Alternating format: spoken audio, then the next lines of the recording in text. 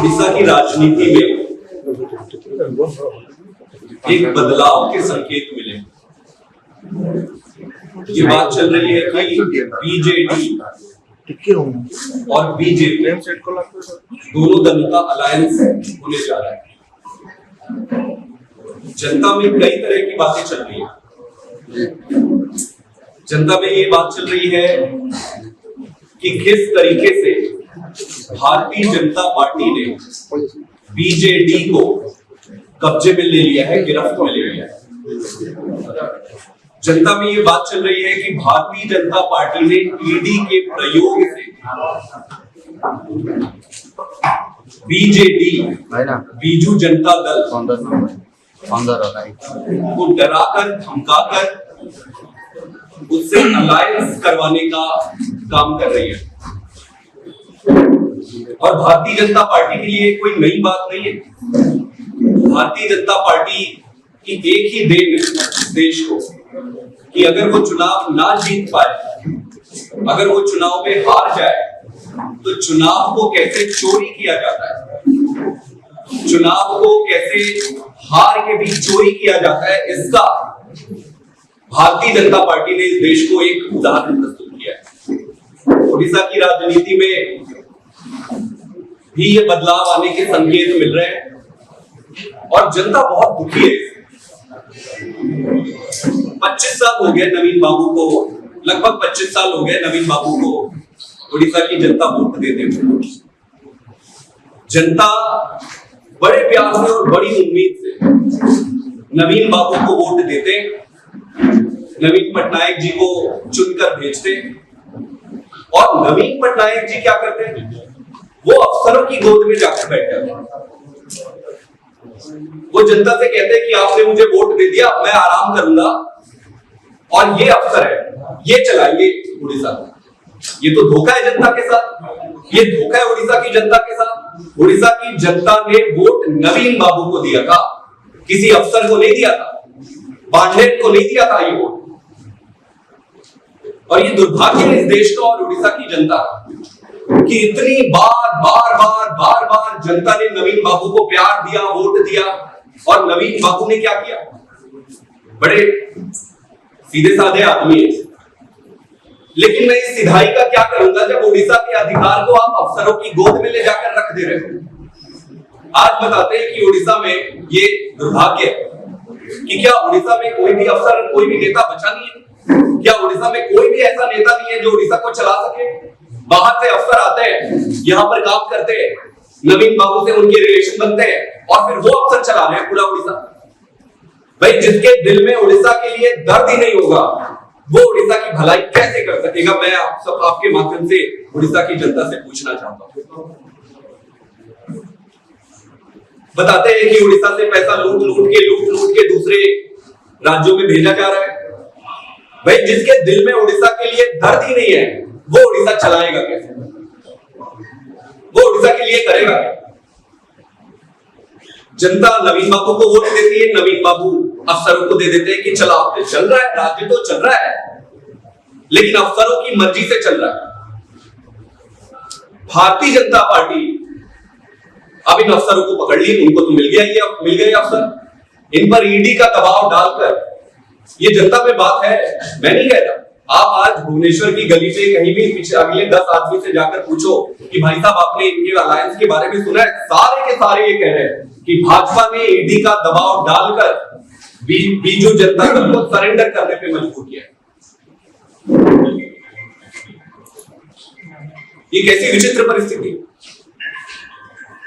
मैं नवीन पटनायक जी से कहना चाहता हूं कि अरविंद केजरीवाल जी को आप देखो, दिल्ली में भी ये कोशिश कर रहे हैं। बीजेपी ने, ये पहला राज्य नहीं है जहां पर ये कब्जा करने की कोशिश कर रहे हैं। ये एक एक करके कई राज्यों में पूरे देश में इन्होंने किया है। इन्होंने कर्नाटक में ऐसा किया, इन्होंने मध्य प्रदेश में ऐसा किया, इन्होंने नॉर्थ ईस्ट में ऐसा किया, और दिल्ली में तो जो कर रहे हैं देख रहे हैं। अरविंद केजरीवाल एक ऐसे लीडर हैं जो लड़ रहे हैं।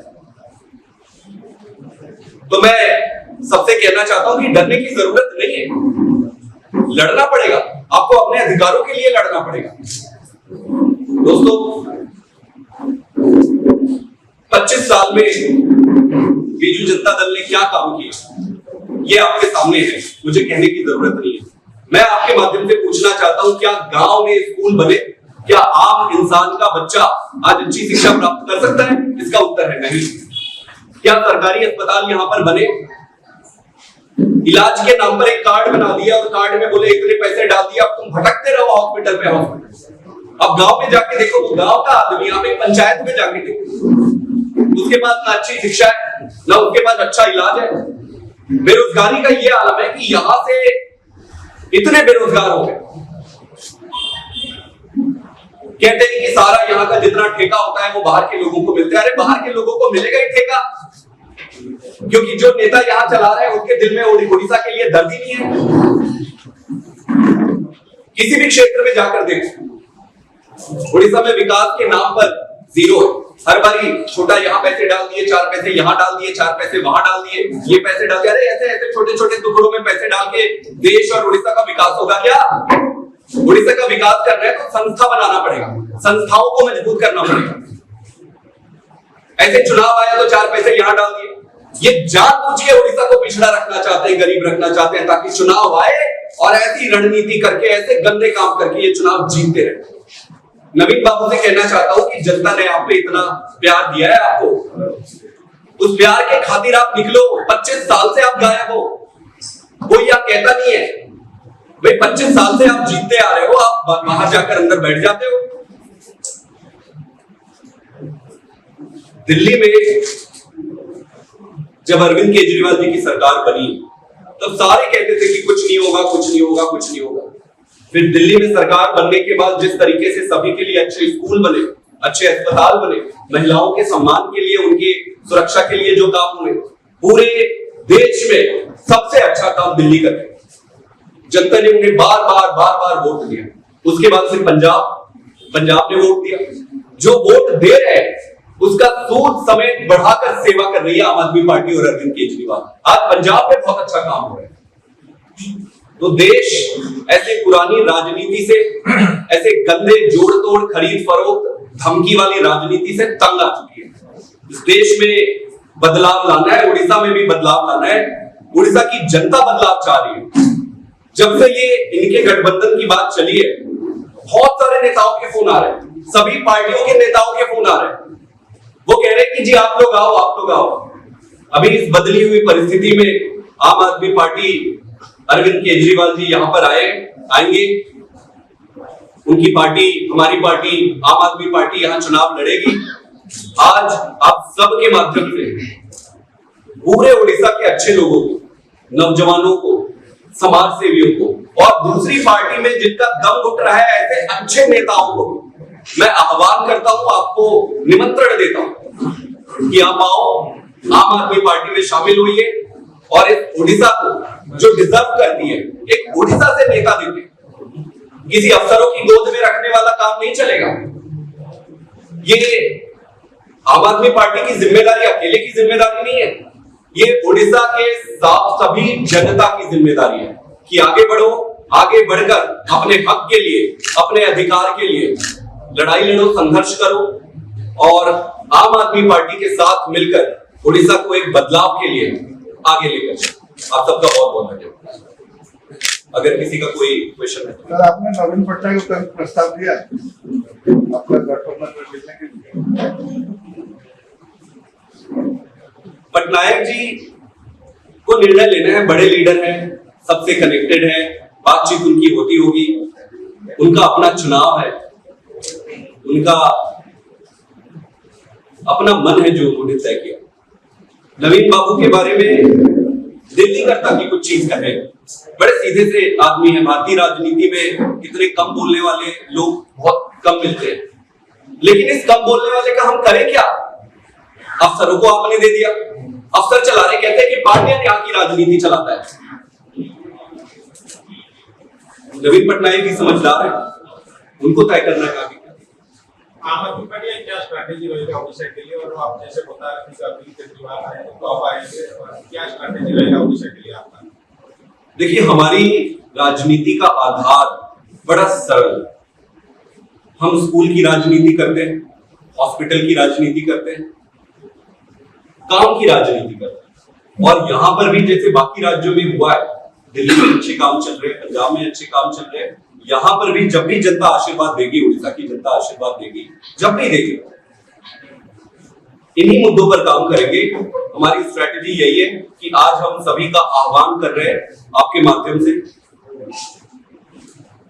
कि इन गंदी राजनीति से और इन गंदे लोगों से बाहर निकलकर आप एक नई राजनीति का शुरुआत करिए। और आप सबको बताएं, इस देश में अरविंद केजरीवाल जी ही इकलौते ऐसे लीडर हैं जो देश के प्रधानमंत्री नरेंद्र मोदी जी से लड़ रहे, आंख में आंख मिलाकर लड़ रहे।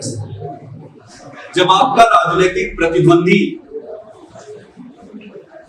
इस तरह से राजनीति करे कि सरकारें चोरी करें, वोटों की चोरी कराए, ईडी की धमकी दे, ऐसी विषम परिस्थिति में रहते हुए भी केजरीवाल जी अकेले मोदी जी के सामने लड़ रहे हैं।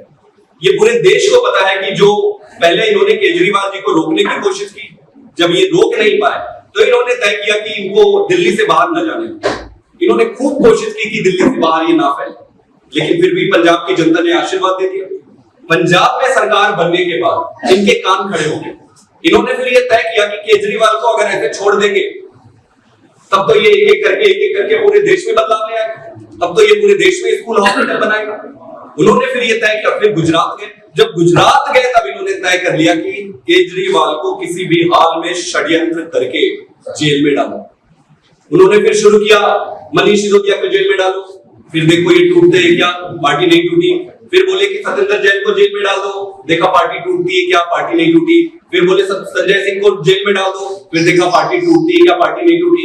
हमारे जैसे साधारण लोग, मैं आईआईटी में प्रोफेसर था, राजनीति से दूर दूर से कोई लेना देना नहीं, आप डालो जेल में जितने डालो, हमारे जैसे साधारण लोग आएंगे और हम लड़ेंगे, जो होगा जीवन का देखा जाएगा। तो अरविंद केजरीवाल जी एक ईमानदार नेता है, एक ईमानदार राजनीति को लेकर आए और उनको राजनीतिक रूप से खत्म करने के लिए ये षड्यंत्र है जिसको वो लड़कर बाहर आए। सभी विधानसभा क्षेत्र और लोकसभा क्षेत्र में कैंडिडेट निश्चित रूप से आम आदमी पार्टी रिव्यू कर रही है सभी सीटों का और सभी क्षेत्रों का और सभी जगहों का, और इस पर डिटेल में और डिस्कस करके आगे इंडिया अलायंस जैसे हर जगह होता है, यहाँ उड़ीसा में इंडिया अलायंस के अभी उड़ीसा में इस बारे में कोई चर्चा नहीं।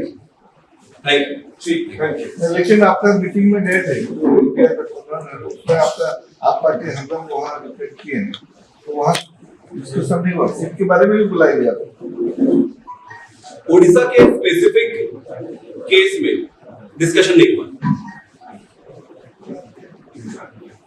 सर आपके बात नहीं बोल रहा हूँ, आपके जो स्टेट यूनिट लोग गए थे बात करने। आम आदमी पार्टी कुछ राज्यों में इंडिया अलायंस के साथ है, जैसे कि दिल्ली में है, जैसे कि हम गुजरात में है, जैसे कि हरियाणा में है, और कुछ राज्यों में अलायंस पे नहीं है, जैसे कि पंजाब में हम नहीं।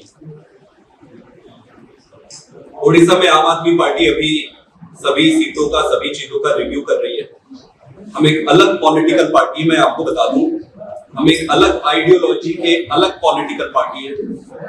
इंडिया अलायंस का कारण नरेंद्र मोदी जी और भारतीय जनता पार्टी जिस तरह की राजनीति देश में थोप रहे हैं, देश को बचाने के लिए अपने स्वयं के राजनीतिक हितों को दूर रखकर, ध्यान में ना रखते हुए वो अलायंस किया गया है नेशनल लेवल के चुनाव के लिए। कई राज्यों में अलायंस है और कई राज्यों में अलायंस है।